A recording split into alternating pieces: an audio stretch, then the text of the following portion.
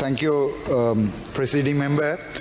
இந்த விடயத்திலே நாங்கள் முக்கியமாக இந்த சிறப்பான ஒரு நடவடிக்கை அல்லது சிறப்பான ஒரு பிரேரணையை நீங்கள் கொண்டு வந்ததிட்டு நாங்கள் மிகவும் பெருமைப்படுகிறோம்.